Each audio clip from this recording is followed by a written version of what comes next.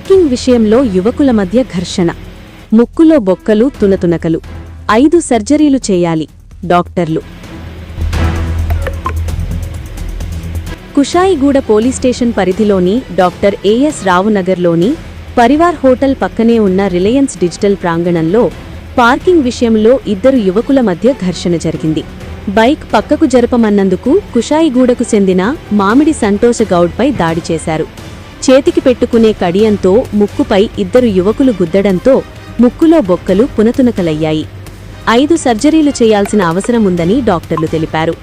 బాధితుడు ప్రస్తుతం ECIL చౌరస్తాలోని zinnia ఆస్పత్రిలో చికిత్స పొందుతున్నాడు. బాధితుడిని బీఆర్ఎస్ రాష్ట్ర నాయకులు సింగిరెడ్డి సోమశేఖర్ రెడ్డి పరామర్శించారు. మెరుగైన వైద్య సేవలు అందించాలని డాక్టర్లకు సూచించారు. ఈ మేరకు కుషాయిగూడ పోలీస్ స్టేషన్లో కేసు నమోదు చేసుకుని దర్యాప్తు చేస్తున్నారు.